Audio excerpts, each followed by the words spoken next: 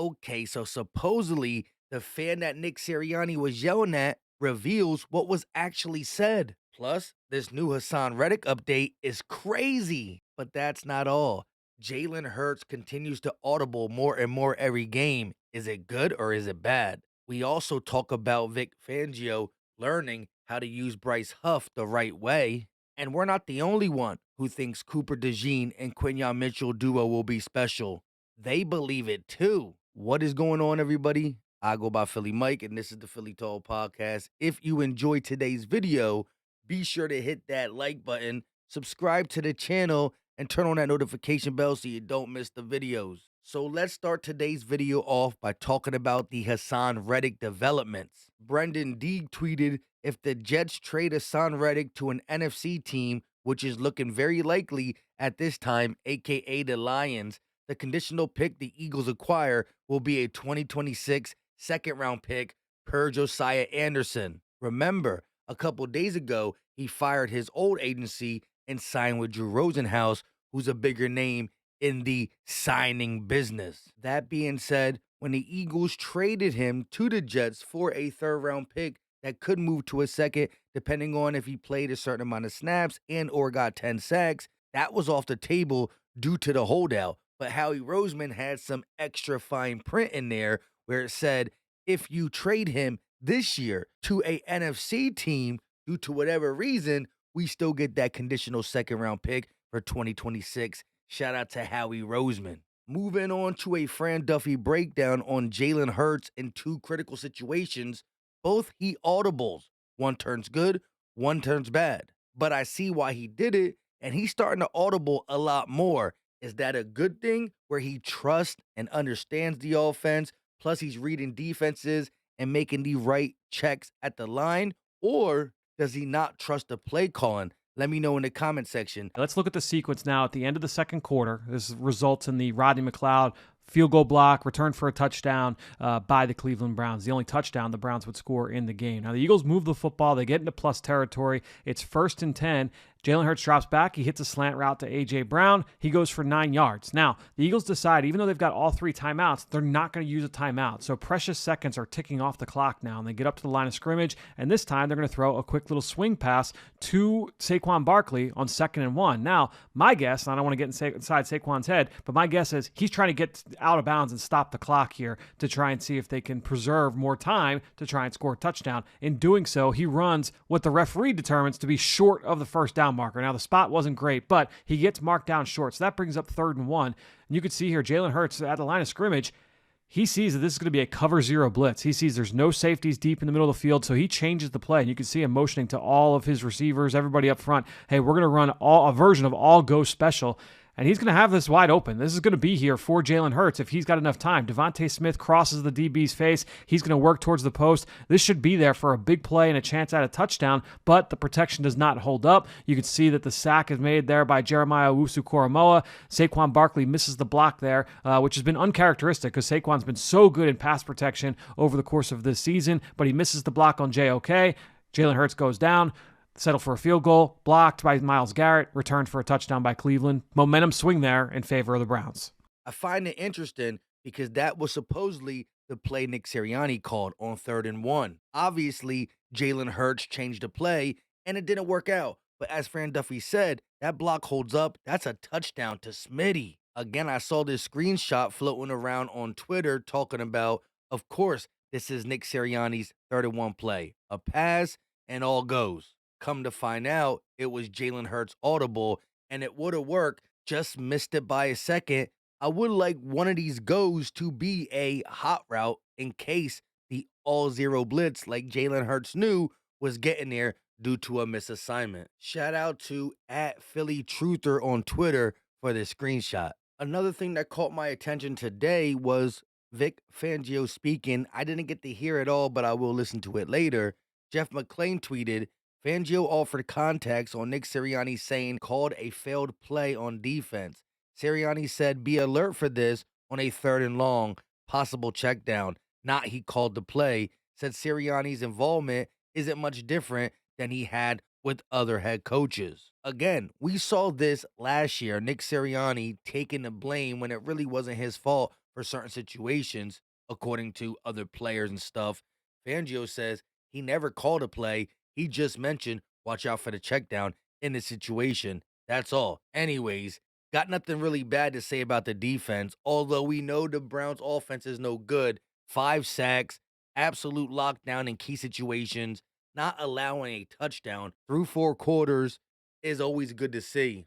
And Jake Rabati tweeted this: the Eagles' 3 highest graded defenders in week 6, Jordan Davis, 83.6, Jalen Carter, 81.5, and Nolan Smith, 77.8. Shout out to the Philly Dogs. Now, before we get to a baldy breakdown on Cooper DeJean, which was amazing, plus let's hear the bond from Cooper DeJean, Quinyon Mitchell, and something Quinyon Mitchell leads the league in. We also got to talk about Bryce Huff and how Fangio's finally using him the right way, and it shows. Also, the fan that Nick Sirianni supposedly yelled at came out and said what was said. Let's hear a word from our sponsor, Manta Sleep. 100% darkness guaranteed. Sleep better anywhere, anytime. You can get the sound mask, the pro mask, the sleep mask, the silk mask. Again, compare masks. Find your perfect sleep mask. Our mission is to empower light sleepers to sleep better so they can do more. We believe great sleep is a non-negotiable foundation you need to create your best life. That it's impossible to unlock your full potential if you're not getting an afternoon nap every day. I don't know about naps, but good night sleeps are right up my alley. But again, they have all the different types of masks. Sleep Mask Pro, not the purple one because I like black over purple, right? But I got it too. It's smaller, it's sleek, it goes on so easy. And look at the cuffs. They're like pillows on your eyes. But I'm not going to hold y'all. My favorite one is the Sleep Sound Mask. Bluetooth speakers on both sides. It's thicker, still has the same big cuffs, but you can listen to your phone, whether it's music, podcasts, nature sounds. Use my promo code Philly Mike for 10% off. Again, click the link in the description. Use promo code Philly Mike for 10% off. So let's hear from Brian Baldinger real quick on just how physical the Eagles' offensive line, but more importantly, the defensive line was. One of the reasons the Eagles won this game, they were just more physical than the Browns. Let's watch Landon Dickerson right here. You watch this. Like, you want to spin on Jordan Mailata? All right. That's how it was. That's what the Eagles did to the Browns for much of the game. You watch Jalen Carter right here. He's just going to destroy the guard into the backfield right here. And for a second, this looked like the Georgia Bulldogs right here. Nolan Smith, Jordan Davis, Jalen Carter, one big celebration right there. Carter's pissed because he didn't get the sack. The other guy's happy that he's a teammate of theirs. And then you just get Jalen Carter, just a baby rhino right here. Like, just smashing the whole line of the Cleveland Browns to get to a sack right here. I mean, they were just more physical than the Browns. One of the reasons why the Birds kept the Browns out of the end zone. You play as you practice. And again, the defense has so much potential. We just got to see Fangio and these guys coming together, building chemistry and getting it out. But you see them Bulldogs? Jalen Carter, the baby rhino. Now let's hear about Cooper DeJean. Eagles' opponent couldn't find the end zone. Cleveland's offense shut out of the end zone. Here, Moro Jomo comes in this screen setup, and here comes Cooper DeJean, starting his first game, getting his first sack, getting Deshaun Watson down to the ground. Sack. But he showed a great ability to be in coverage and to be aggressive to the ball when it didn't come his way. Like right here, you plaster the receiver, and then Deshaun Watson comes, you get him out of bounds. Like, you just watch him in coverage right here, and here he is. Aggressive to the ball. Six tackles on the game, defended a few passes. You just watch him right here, and here he is. Like, in the slot, played 90% of the snaps. New slot defender right here, first NFL start. All right, zone coverage in the hook curl range right there, gets Amari Cooper down. And then this, one of the biggest plays of the game. Cleveland trying to tie it up late in the fourth quarter right here. Trying to run this drag right here to Elijah Moore, and Cooper DeJean keeps him out of the end zone. All right, and then you get this. Look, I mean, Jerry Jeudy can flat out run. Can you run with him on a spray fade? It's just you and him down the field. Can't cover it any better. Here's Quinyon bowing down to Cooper for a great game, and DeJean was asked why did Quinyon and him swap jerseys.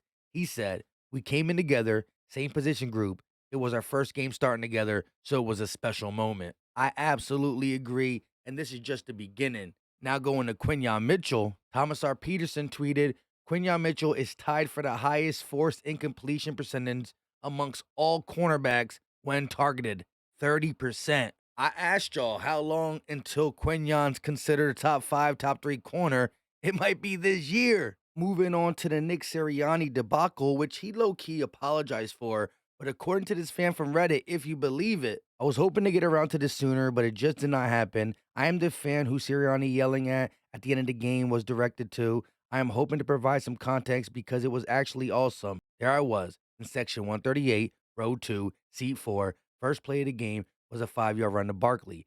2nd and 5, incomplete pass. 3rd and 5, incomplete pass. 4th and 5, punt. During the Browns' next drive, there was a TV timeout due to injury. It was during that time I voiced my concerns to Kellen and Nick. I began to yell, if your star running back gets 5 yards on first down, you give it to him again. Run the ball. Run the ball. I had some more to say, but you get the point. Nick turned around and gestured for me to calm down and said something to the effect of, we will. Don't worry. I'm on it. Fast forward to the end of the game, Nick came over this area and began saying, I told you we would run. I told you. Admittedly, this is paraphrasing because I had indulged quite a bit at this point. The point being that it was not an unwarranted, nor did I see it as aggressive. Rather, I saw it as him making a point to let me know that he followed through. I wish I could provide this context elsewhere too, but I felt that was at least a good place to start. Though we did not handle the Browns the way we should have, we won. More importantly to me, at least Jalen did not turn the ball over. Go Birds. Long spiel. Do you believe it? Let me know in the comment section. Eagle Nation, one of the bigger accounts that talk Eagle on Twitter, found it, put his picture and everything. So, I mean, what do you think? But it does show different context to what we all thought. It is what it is. Lastly, a couple weeks ago, I showed y'all the Baldy breakdown video where he said that if you want to get the best out of Bryce Huff, use him in a 4-point stance. Last year, Bryce Huff had 10 sacks for the Jets. This is how he rushed. In a 4-point stance, he's a sprinter. His nickname is the Bugatti. He has a great takeoff. That's what he does. That's how the Jets played him. In a 4-point stance with great takeoff. Now, you watch him here. Now he's a linebacker. Now he's in a 2-point stance, standing up. He hadn't beaten anybody. He's playing linebacker. He's trying to see too much right here. And backup tackles like Justin School can block him. All right? This is not how Bryce Huff got 10 sacks. You watch him, and here he is against Miami. 4-point stance. Almost, I think all 10 of his sacks last year came out of this look right here. Cross chop, beats the tackle. Sprinter, gets to Tua. Down goes Tua. You watch him against against a tight end right here. 2-point stance. Like, this is not, like, he's getting beat by a tight end. You want to get the best out of Bryce Huff, put him in a 4-point stance. And let him do nothing but chase the quarterback. And here he is to the left side, 4-point stance, gets off the line quick and almost gets a sack.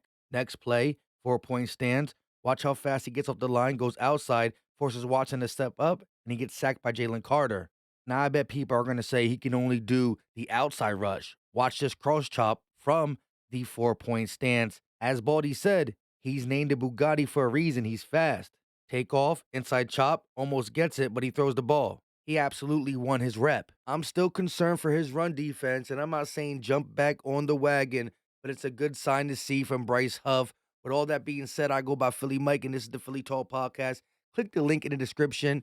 Get your Manta Sleep mask. I'm telling you, if you want good, solid sleep at night, darkness, no light, comfortable pillows on your eyes, go get yours. Plus, they got the Bluetooth one.